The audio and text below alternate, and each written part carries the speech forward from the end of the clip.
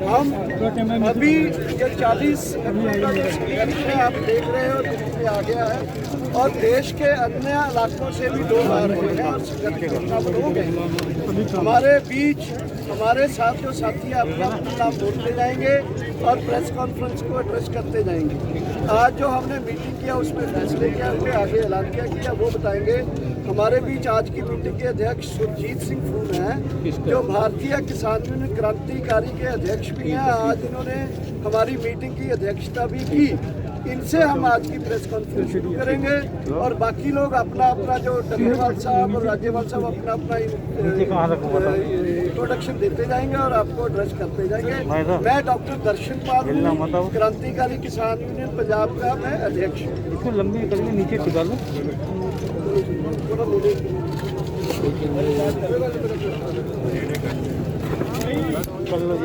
पत्रकार ਕਾਨਫਰੰਸ ਦੇ ਵਿੱਚ ਸ਼ਾਮਲ ਹੋ, मीडिया ਨਾਲ जुड़े सारे सत्कारयोग साथियों। मैं तो पीछे करो यार, केवल आ रही है। सुरजीत सिंह फूल, स्टेट अध्यक्ष भारतीय किसान यूनियन क्रांतिकारी पंजाब।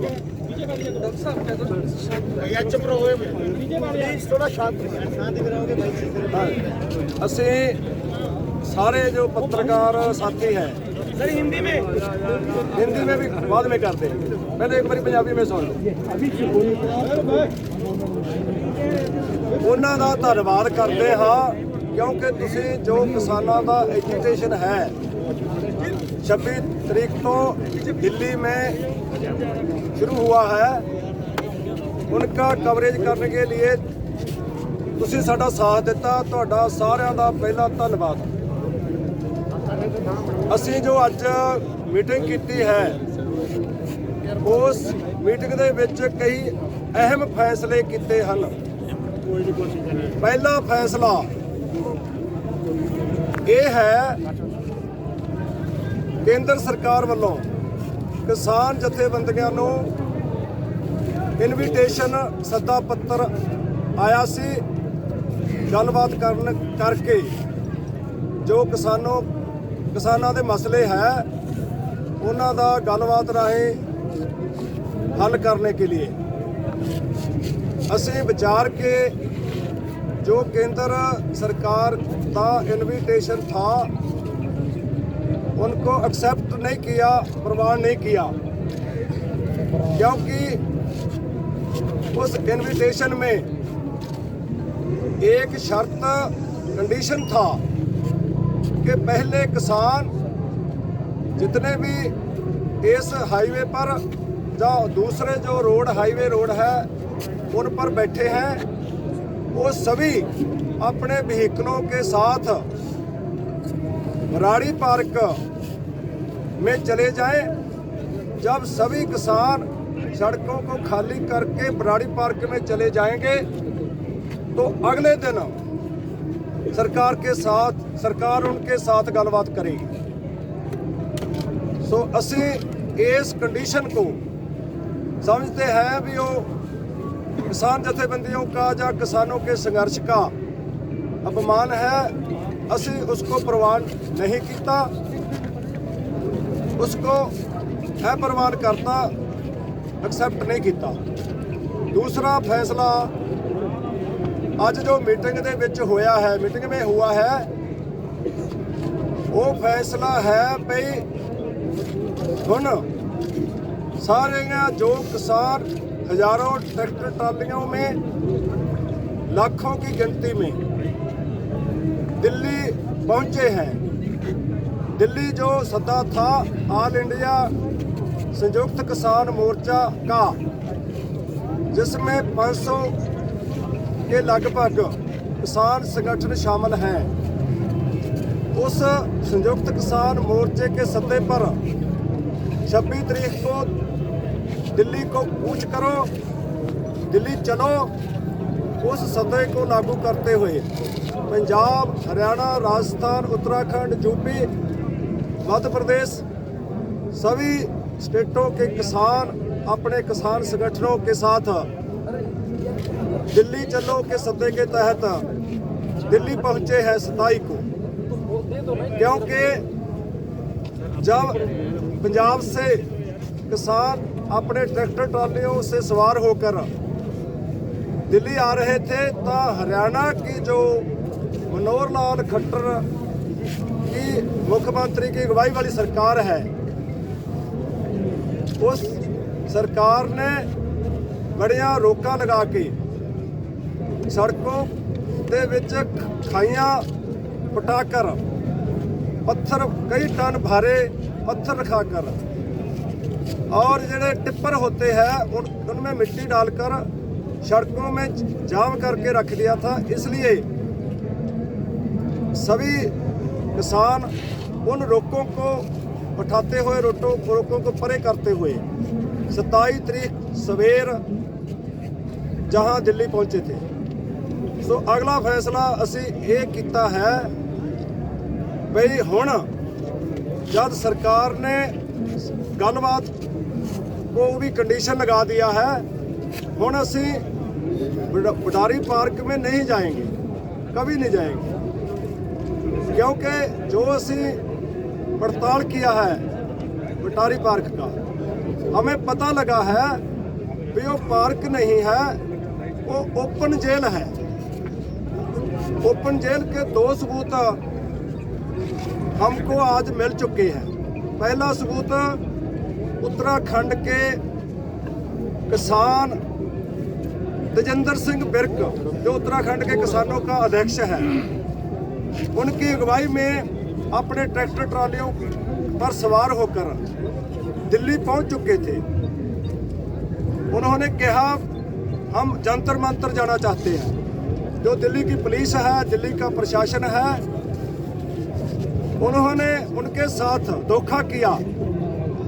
तेजेंद्र सिंह बिर्क को कहा भी आइए तुमको जंतर मंतर में ले जाते हैं, पर जंतर मंतर पर ले जाने की बजाय उनको घेर के बराड़ी पार्क में बंद कर दिया, जिसने पुष्टि कर दिया भी बराड़ी पार्क कोई आंदोलन करने का पार्क नहीं, वो ओपन जेल है। सो इस करके असी ओपन जेल में जाने की बजाय जहाँ ही सभी जो मार्ग है, 5 मेन मार्ग है।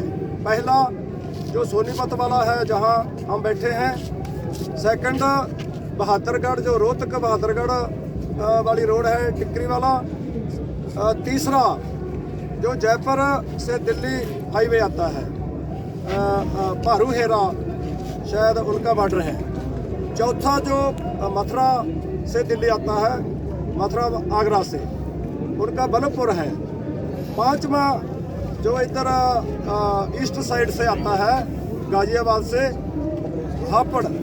ये 5 जो पॉइंट है, 5 पॉइंटों पर असी रोड जाम करके 5 हाईवे जाम करके दिल्ली की घेराबंदी करेंगे और पक्के तौर पर ये 5 पॉइंटों पर 5 जो बिंदु है उन पर बैठेंगे। हमारे पास सभी जो रहने के लिए जो ट्रैक्टर ट्राली है उनको असी रूम का रूप दिया है, उनमें गद्दे लगे हैं, कपड़े हैं, खाने का सभी सामान है।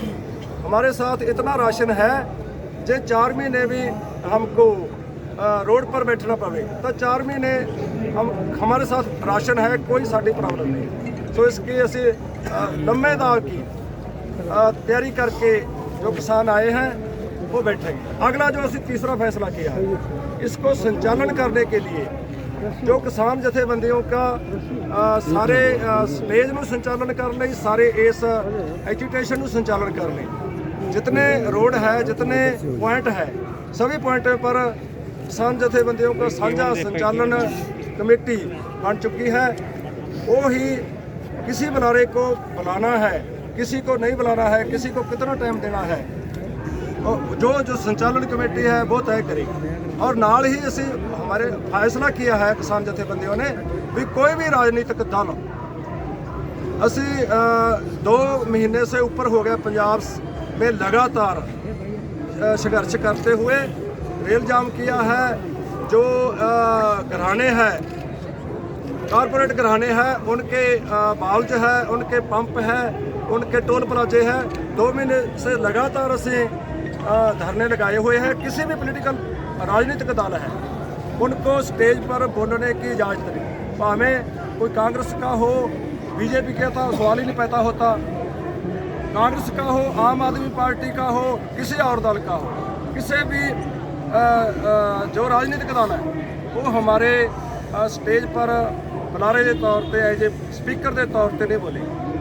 जहाँ पर भी हमारी जो संचालन कमेटी है वो तय करेगी, जो कोई राजनीतिक दल का आगू है उसको बोलने की इजाज़त नहीं होगी।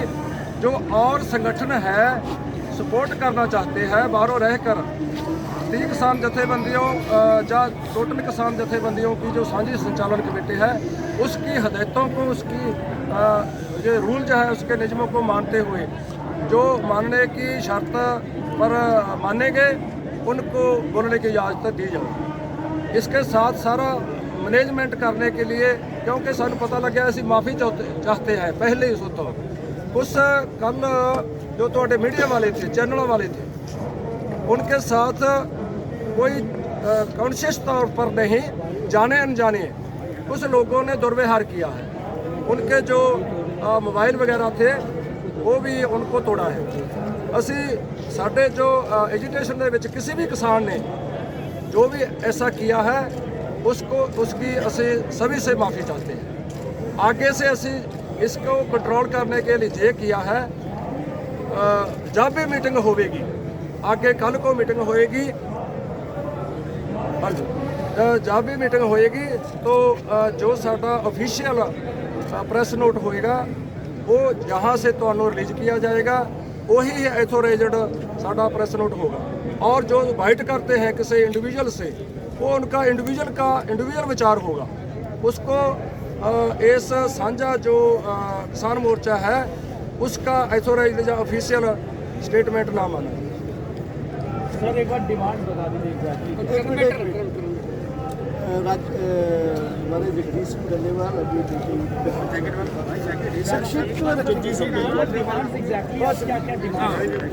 देखिए मैं बताता हूँ। मैं सब कुछ बताऊंगा। भाइयों, मेरा नाम जगजीत सिंह डल्लेवाला, प्रदेशाध्यक्ष भारतीय किसान यूनियन।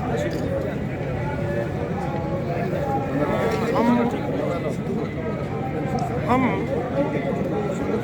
एक बात ये क्लियर करनी चाहते हैं, जो बात में थोड़ा हो सकता है आप सभी को कन्फ्यूजन रहेगा, कि जो वो लेटर था मीटिंग के लिए वो एक कंडीशनल लेटर था। थोड़ा ऊंची बोल दो बाबा जी प्लीज। वो कंडीशनल लेटर था।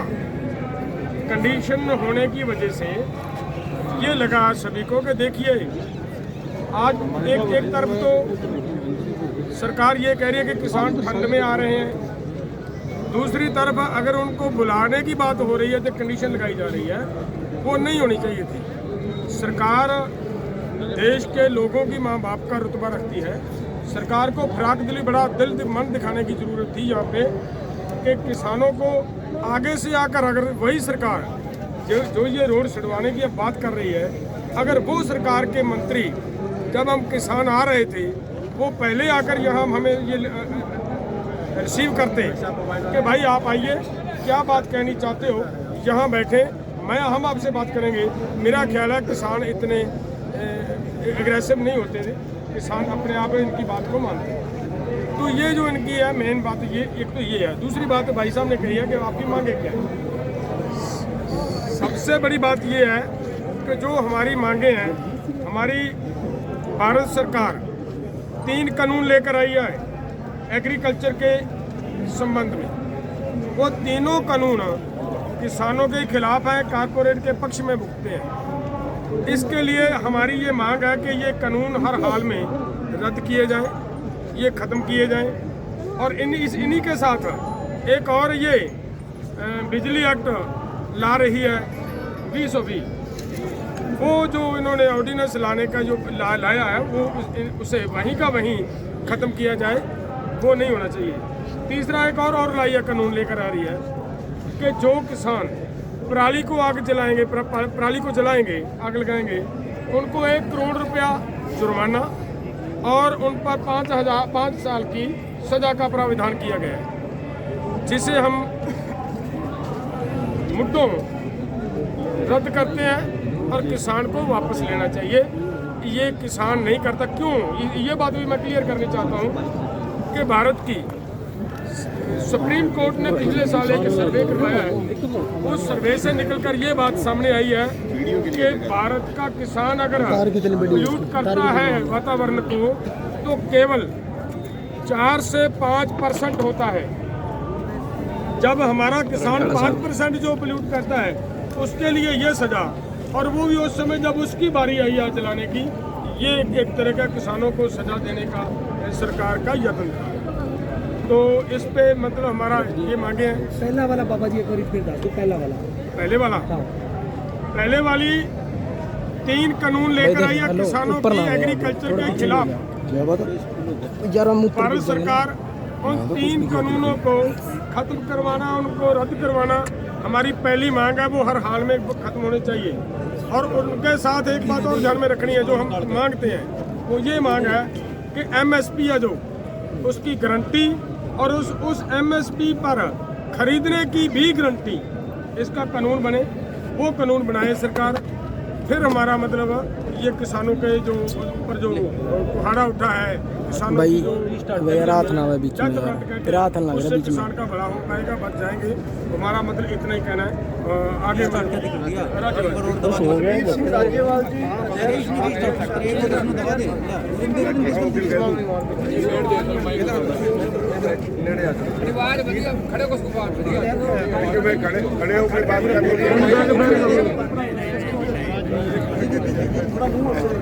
ऐसे मैं थोड़ा एक्सप्लेन करने की कोशिश करूंगा कि हमारा जो बुनियादी जो शंके हैं, मोदी सरकार कहती है कि ये कानून हम किसान के भले के लिए लाए।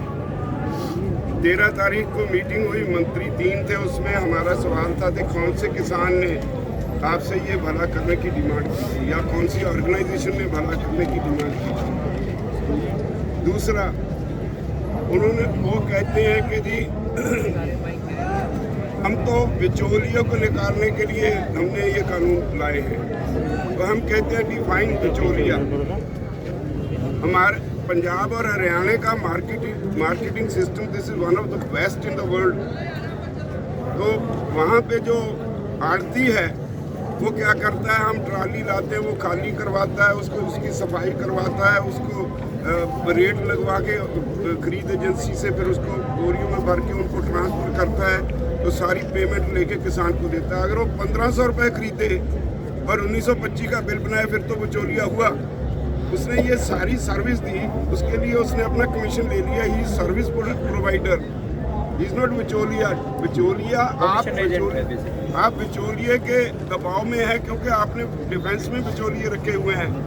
आपने भारत सरकार का जो ट्रेड और कॉमर्स है उसके लिए बिचौलिए रखे हुए हैं, हर काम के लिए बिचौलिए रखे हुए हैं। भारत सरकार का कहीं भी कोई भी सौदा हो बगैर बिचौलिए के नहीं होता, इसीलिए उनके दिमाग पे चढ़ा है। लेकिन हमारे यहाँ जो है वही सर्विस प्रोवाइडर इज नॉट बिचौलिया। अगली बात, वो कहते हैं कि जी हमने जो कानून बनाया है, हमने एक देश एक मंडी बना दी। ग्राउंड रियलिटी ये है कि 1976 में हमने एक एजिटेशन लड़ा जब जोनल रिस्ट्रिक्शंस थी, हम पंजाब से बाहर गेहूँ नहीं ले जा सकते थे। 1450 किसान 40-40 दिन जेल गए।